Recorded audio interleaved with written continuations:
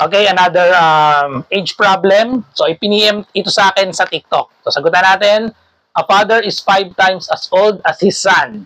In 15 years, he will be twice as old as his son. How old is the father now? So, mga choices, 25, 30, 35, at 40. So, sa original netong pinadala sa akin, iba yung mga choices. Pinalitan ko kasi wala sa choices yung sagot dun sa ipiniem sa akin. Okay. So, sagutan natin ito in two ways. Yung isa ay yung using algebra, then pangalawa yung trial and error. So, unahin na natin yung solution na ito gamit yung algebra. So, sa pagsasolve ng age problem, ang madaling way ay gawa lang tayo ng table. So, sabi sa problem, a father is 5 times as old as his son. So, sa table natin, ilagay na natin yung father. So, father, tsaka yung son. Okay, so lagay natin yung age nila now. So, a father is 5 times as old as his son. So, mas matanda syempre si father. So, ilalet natin si son na x. Tapos, si father ay 5 times as old as his son. So, therefore, ang age ni father now ay magiging 5x. Okay? And then next, in 15 years. So, in 15 years, maglagay tayo ng another column. So, ito yung future nila in 15 years. So, maglalagay tayo ng plus 15. So, expression para dito sa future, 15 years. So, add lang tayo ng 15. So, we have 5x plus 15 para sa kay father, and then si son naman ay x plus 15. Okay? So, sabi, in 15 years, he will be twice as old as his son. How old is the father now?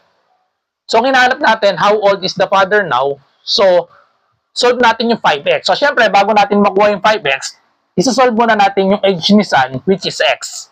Okay, so gawin na natin yung equation natin. So, in 15 years, so dito tayo kukuha ng ating expression sa future. Isa-isayin natin. In 15 years, he, ibig sabihin nung he yung father. So, yung father, ano ba yung expression para kay father? 5x plus 15.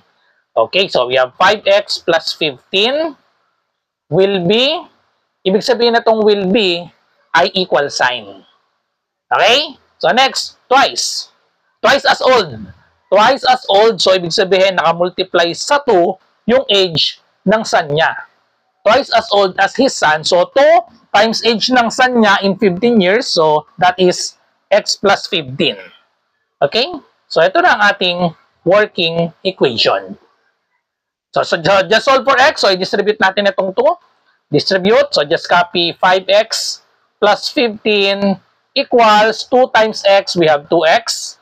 2 times positive 15, we have positive 30. Pagsamahin natin yung x sa left and then yung number sa right. So, 5x and then meron tayong 2x dito. So, subtract tayo ng 2x para makombine siya dito sa left side. So, 2x minus 2x, 0 na ito. And then 5x minus 2x, that will be equal to 3x. And then itong positive 15, ilagay natin dito sa right side. So, subtract tayo ng 15 to both sides. So, 15 minus 15, 0 na ito. So, copying ng equal sign. And then 30 minus 15, we have 15. Then finally, divide both sides by 3. So, therefore, 3 divided by 3, that is 1. X na lang ang matitira. X is equal to 15 divided by 3, that is equal to 5. So, buti na lang, wala yung 5 sa choices. Etong x equals 5, yan yung age ni son. Hinahanap natin age ni father, which is 5x. So, therefore, ang 5x is equal to 5 times 5, ang age ni father ay equal sa 25. The correct answer is letter A, 25. Okay, so another solution, paano naman yung trial and error? So kapag trial and error, so burahin ko na muna to. Tingnan natin kung 25 pa rin. So using trial and error, magsisimula tayo kapag trial and error dun sa question. How old is the father now? So, how old is the father now? So, ibig sabihin, itong mga choices natin, 25, 30, 35, and 40, ito yung age ni father. Tapos, gamit yung condition sa problem, masasolve natin yung age ni son.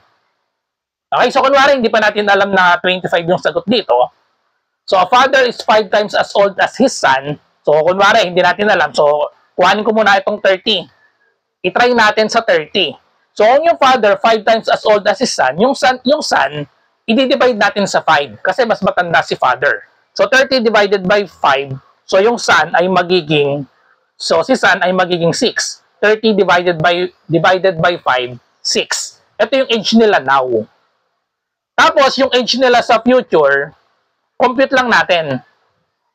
Okay, so sabi in 15 years. So add tayo ng 15 dito sa 30 at 6. So 30 plus 15, magiging 45. 6 plus 15, magiging 21.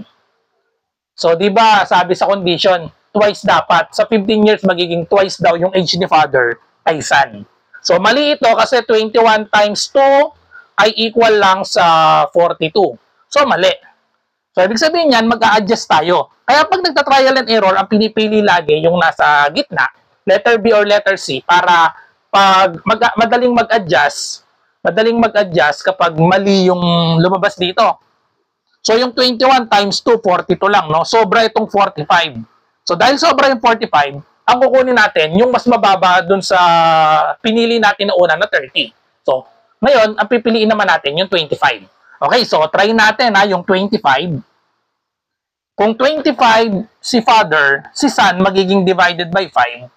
So, 25 divided by 5, magiging 5. Okay? 25 divided by 5 is 5. Tapos, i-apply natin yung future nila in 15 years. So, sa 15 years, 25 plus 5, we have 40. And then, 5 plus 15, we have 20. Ayun, eksakto na, di ba? So, yung father ay 40, yung son naman ay 20. Kapag minultiply ito sa 2, eksakto na siya na 40. So, nasatisfy yung condition na twice. Therefore, ang tamang sagot ay letter A, 25. Okay, so yun yung dalawang solution para magsagot ng age problem. So, depende na sa inyo kung anong mas gusto nyo. Mas gusto nyo ba yung algebra or yung trial and error? So, meron kayong math question, ay i-comment nyo lang sa video na to or i-PM nyo ako sa aking messenger, RJ Ensayado. Bye-bye!